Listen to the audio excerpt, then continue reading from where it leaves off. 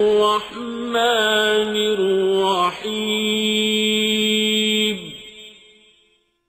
اقرأ باسم ربك الذي خلق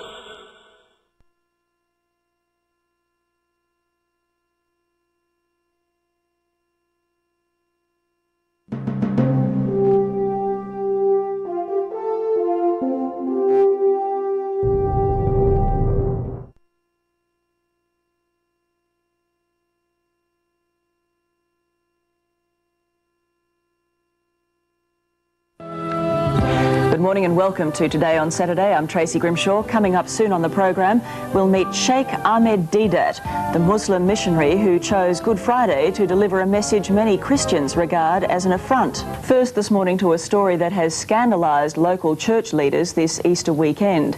Sheikh Ahmed Deedat is a South African Muslim missionary who's in Australia to deliver a provocative message in his lecture, Easter, a Muslim Viewpoint.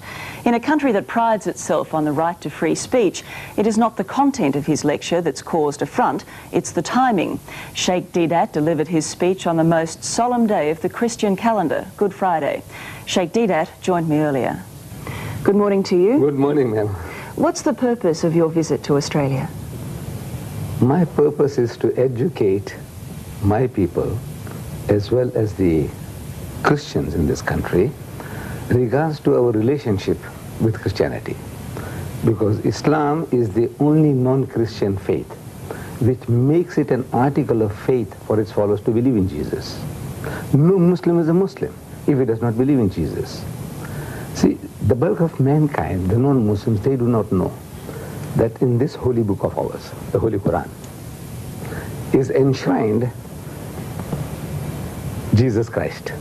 That in this vast volume, Muhammad, the so-called author of this book, the Quran, he is mentioned far less time than Jesus Christ. Jesus Christ in this book is mentioned 500% more times than Muhammad. But you don't believe that the Christian version of what happened at Easter is the correct version? That is true. What's your version? No. So he says now, number one, that people don't know that we believe in Jesus as one of the mightiest messengers of God.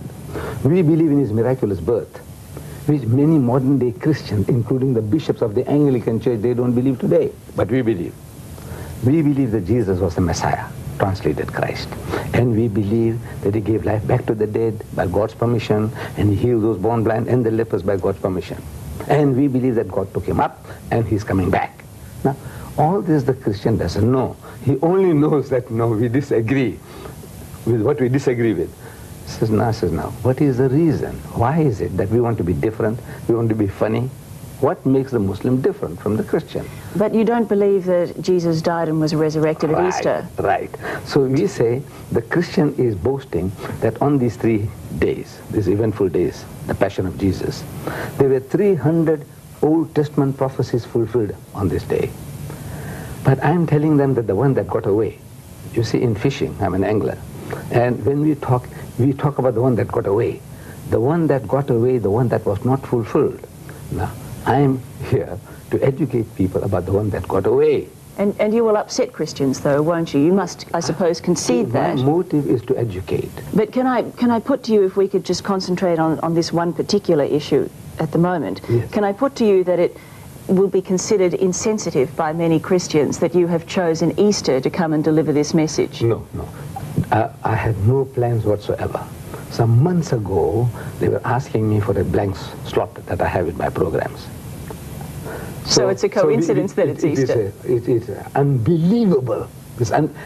My very first major lecture happens to be on Good Friday. Extraordinarily unbelievable. It's extraordinary. But coincidences do happen. But now, to me, this is the most appropriate subject for the day. Let's say on Christmas Eve, on Christmas Day, the birth of Jesus, we are supposed to celebrate. I'm talking about the passion of Jesus. What happened to him and how he died, and then they beat him up. No, doesn't make sense. Doesn't make sense. When you talk about Easter at Christmas time, it doesn't make sense. You talk about Easter time. All right, well, let's say at Ramadan, the Pope goes to Tehran and says, you've got it all wrong. Right? Okay, come. Well, how would he be received? His Pope, His Holiness, yes. Just coincidence that you mentioned his name. He has just written a book called Crossing the Threshold of Hope. It had become the world's bestseller in 12 countries immediately on publication. In this, he says, we must have a dialogue with the Muslims. So, suppose it's a coincidence that Ramadan is the occasion when he happens to be in Tehran and we are having a dialogue. He says, now look, you people, man, you're killing yourself. Who the Pope will reason with us. He said, you know, you Muslims, you pray 5 times a day, every day of the year. Then, you know, that whole month of Ramadan, you're going to go through hunger and thirst. Because from before sunrise to sunset, the Muslim, no eating, no drinking, no sniffing, no smoking. So what kind of life are you people leading? Is your God hungry for that? Is your God hungry for your prayers? Is he hungry for your fasting? He says no. Now he has a right.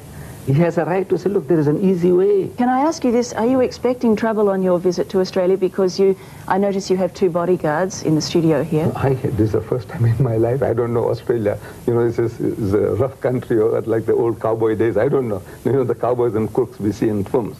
I thought maybe this vast continent, please forgive me. Please forgive me.